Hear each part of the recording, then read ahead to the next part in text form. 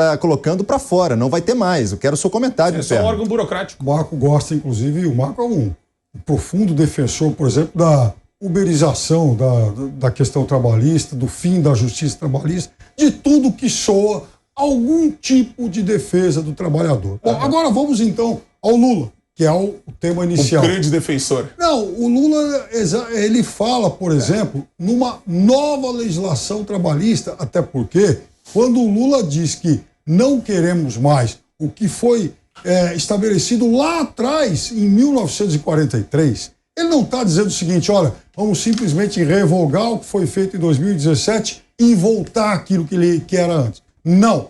Lula está propondo uma discussão a respeito de novas regras e novos princípios. O diretório do PT falou em revogação. Em 2017, o candidato falou uma outra coisa, a gente sabe que o candidato é quem tem, né, a voz predominante no partido, nesse caso. Grande voz. E aí, a gente sabe também que a reforma de 2017, ela teve o condão principal de gerar uma grande transferência de renda para as grandes empresas. Por quê? Porque à medida em que você retirou os benefícios, veja, nem estou falando de direitos, os benefícios trabalhistas, e você não repassou isso para o trabalhador e nem para a Previdência, para onde foi essa massa de recursos? Posso falar uma coisa? Essa massa de recursos foi para as empresas. Ou seja, deixa aquela coisa que era pactuada de empresas e trabalhadores remarem juntos, até porque são os dois motores do desenvolvimento, acabou naquela reforma de 2017.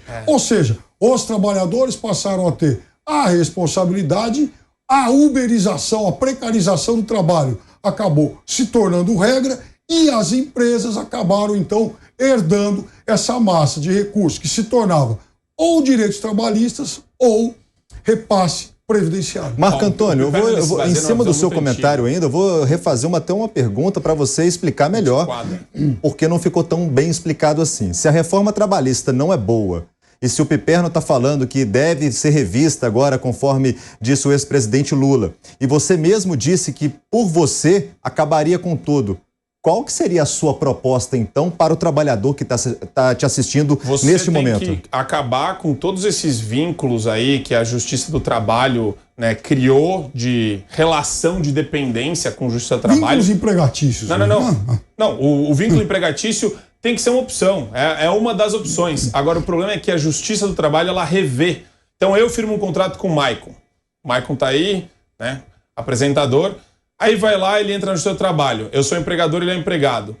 A justiça reescreve aquilo que a gente combinou com base em regras que o juiz interpreta da cabeça dele. É isso, basicamente. Mas o setor jurídico não é interpretativo, Marco Antônio Costa? Não, mas você precisa... O contrato tem que gerar previsibilidade, o contrato tem que gerar segurança jurídica. Se eles reescrevem o que a gente compactou aqui entre nós, você gera insegurança jurídica. E esse é um dos principais elementos do alto custo brasileiro, do custo Brasil, que a gente fala tanto aqui.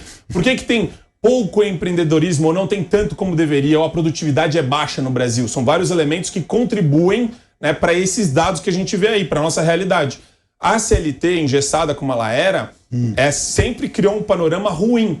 Tanto que você tinha, meu Deus do céu, eu sou amigo de um monte de advogado da área trabalhista. Eles falavam, ação McDonald's, Piperno. Sabe o que vai na ação McDonald's? É o seguinte, reclamação trabalhista.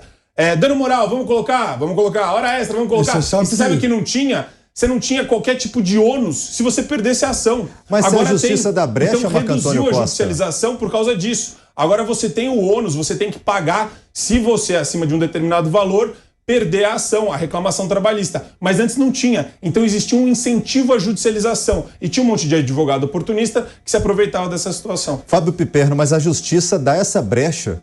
Então, em cima do que o Marco Antônio Costa está dizendo, será que ele está correto nessa afirmação de que pode acabar com tudo?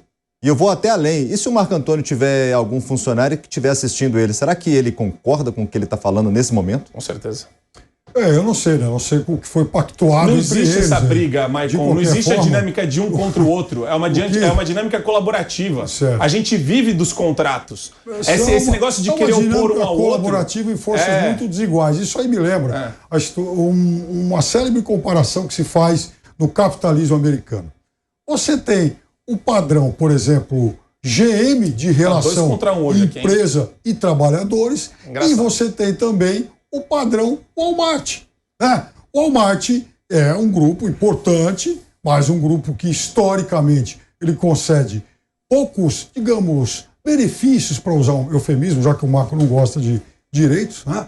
E ao contrário da GM, que sempre se caracterizou por ser uma empresa muito mais generosa. Aliás, por exemplo, no capitalismo europeu, seu Marco Antônio, não é bem assim. Você pega empresas alemãs, francesas, essa categoria de pensamento. Não é isso não, mas existe, por exemplo, uma tradição cultural, que é isso que se jogou cultural na lata de lixo. Vamos falar da tradição cultural da Europa. Vamos uberizar tudo, porque afinal de contas a gente tem que ser realmente uma lei mais selvagem. Quem quer vai, quem não quer não vai. Ou seja, não tem nada quem quer aceita isso. Não tem nada mais. E uma das coisas que o Lula prometeu, inclusive, é exatamente estabelecer algum vínculo na questão da relação dos empregados de aplicativo. Não tem nada mais paradigmático do que a uberização.